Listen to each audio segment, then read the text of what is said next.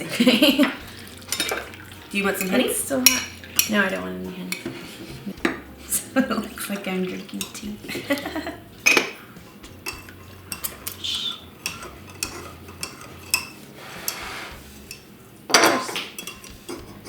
Cheers.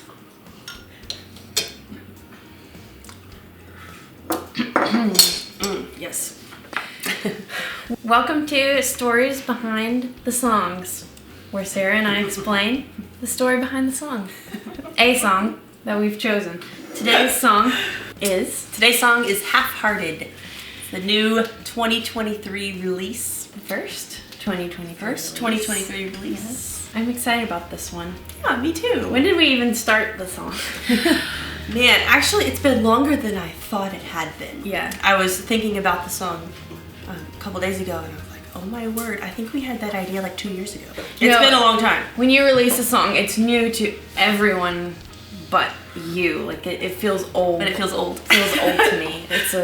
It's a teenager. Even though it's coming in its infancy to release. No, we had the idea a long time ago. I feel like it was just one of those ideas that we scribbled down and wrote in a journal, and it sat for a while. Yeah. Didn't it? And then I don't even remember what prompted us to pick that one up and start it. Well, I think we were kind of thinking about just Aster as a whole, and it really is one of the core ideas of what we're wanting to have our music kind of embody is to live life like all the way, you know? I mean, little things is like that a little bit, and just that idea of there's no, just appreciate the little things and appreciate the things in life as they come by. So Half-Hearted is kind of a riff on that, and on the thought level of be committed all the way, you know, and don't compromise. Yeah, I think if you decide at that time we were kind of both in our lives. You just reach a point where you think, I'm gonna have to do this all the way, or not at all. Like there's no in between anymore, because you can kind of ride on that in between space for a while. Like I'll kind of do it, I'll kind of not. I think we were both kind of reaching a place where we have to fully commit to what we're doing in different areas of our life, and I think that was kind of what brought inspiration to it, for me at least. Yeah, we started the song. I had the lyric most kind of halfway written, and we had like a melody, and then it was stuck for a long time. Yeah, it was a little bit of I think we had some fun pun opportunities, because we're writing a song about not being half-hearted, but we're being half-hearted about and it's this half-written. thing. It's very frustrating. Yeah. No, and then I think we set a recording date without it being finished, but it's not done, which is really freaky. But we've decided that we work best with deadlines and due dates, so we have gray hairs because of it, probably. But we had some fun collaboration too that came out of it. We did. We actually finished the song. I think it was a couple days before. We had like a writing session with our producer and did co-writing, and that was really helpful to get it past the log jam. It was of writing, because there are lots of log jams when you write, and this one was a big one. I think that kind of got it through, and I was finishing up writing the bridge. Yes, I think we demoed it that day. So we finished it, we were sent home. Yeah, we were, and Jeremiah was like, "Finish the bridge before the recording day." Yeah. Okay, I'll do that. So I did, and actually, we did everything but the background vocals. And then the day we did the background vocals, we changed the melody for the BGV, for the bridge. So it was something else. Maybe someday we'll release what that used to be. But it was kind of changed. Yeah. I think for the better. No, for the better. Good. Yeah, it's more singable, more sing-along. We got everybody in the studio and sang the background vocals in the bridge. So if you've heard it, you'll know what we're talking about. But it was a fun day. It was. It was a fun song. But what do you think is your favorite thing about it? I think my favorite thing about it is that it's one of our light-hearted songs, like aesthetically or just aurally, I should say. It's a really fun radio tune, if you will, for lack of a better term. But it's pretty loaded. Like, if you sit and think about the lyrics, it's pretty weighty, actually. I think it's the first verse, holstering the loaded gun, now the game is set. Yeah. That lyric is actually pretty. Like, wait, oh, okay, this is not just like, oh, we're having a... It's not super lighthearted song, which I love. I love being able to, I mean, just my whole life, I think our whole lives, we definitely grew up with a plethora of different kinds of music, but music that communicates truth. Or if you sit and think about it long enough, you're like, oh, I'm actually learning something from this song.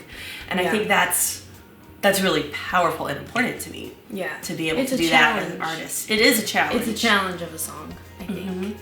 Like, join us in doing this, you know, kind of like a campaign-ish, which I think is fun. Those kinds of songs are always, you know, you could probably work out to this song. You know, if you do, please tell us. I would love to know. No, but it has kind of more retro, a little more retro sound, which is fun. Like you mentioned a couple times, going into, like, in that phase of life, kind of when we were writing it, where you were deciding, okay, I'm not going to be half-hearted about X, or I'm not going to do X halfway. What's a specific thing that you can think of? I think living as an artist, I don't want to use the term a creative, because that's an adjective, it's not a noun, but being an artist, being an artist, you kind of have to get to that point of, well, is this just going to be my little fling, my little hobby, or is this going to be my life? Like, if you're going to live doing this and make a life out of it, whether it makes a living or not, you kind of have to face that point of, you know, I'm going to do this not for the money because it's not there, not for the fame because it's not there. You have to decide, I'm gonna do it, and I'm not gonna have a backup plan. I think that was kind of in life, you think about, like, you always want to have some kind of backup plan instead of just diving all the way in and doing it, which is kind of, that's what the song is about. Instead of having, you know, it talks about patching up my safety net, and you've used the safety net, and it's time to get rid of it. You don't need it anymore. Because you're just going to do it, whether it works or not, and you can fail, and that's okay. But you're at least doing it all the way. And if it doesn't work, you can always go back and say, at least I did it with everything I had. Yeah. You know, and that's a much better feeling than saying, well, you know, then looking back years later and going, what if, you know, because we all have things like that where you look back and you think, what if I had actually done this with everything I had? What could it have been? Yeah, I think about people, I remember we talked about this in that kind of last minute, like, collab session where we were a little bit desperate, but also trying to just feed on that of, because we talked about parting the waters, right? And we talked about Moses. Yeah. I remember, because we didn't actually reference Moses, like, by name in the lyric, but just that idea of parting the waters. If you're at all familiar with any part of the Bible, you're going to think of Moses. And I think about him and how God really forced him to not be half-hearted. Like, he forced him to be 100% all in. He had to leave his family to come literally take the Israelites out. And it wasn't, oh, I'll just make the armies disappear. No, you have to walk literally through the waters. Yeah.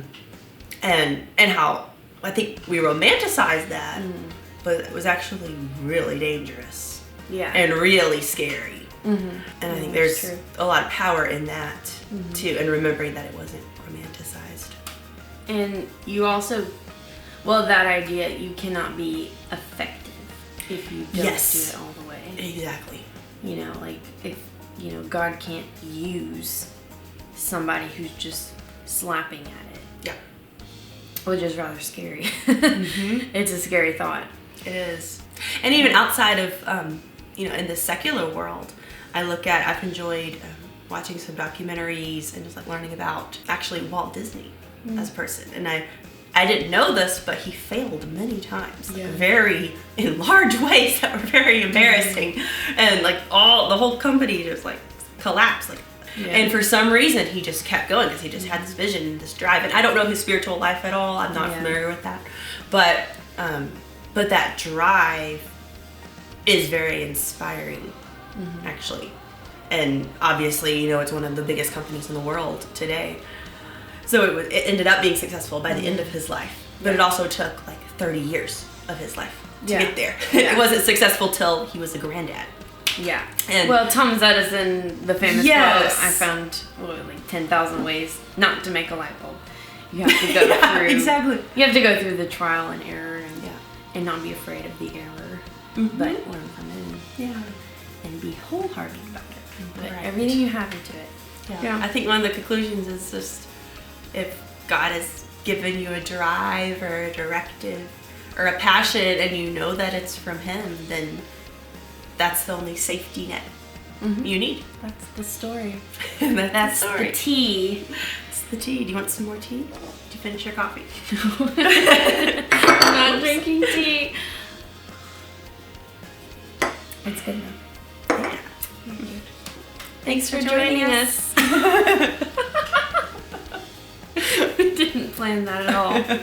Thanks for joining us. We can't wait to explain other stories behind our other songs. Please listen to Half-Hearted. Listen to us on any streaming site, on our website, astromusic.net, or catch us live. Hope to see you soon.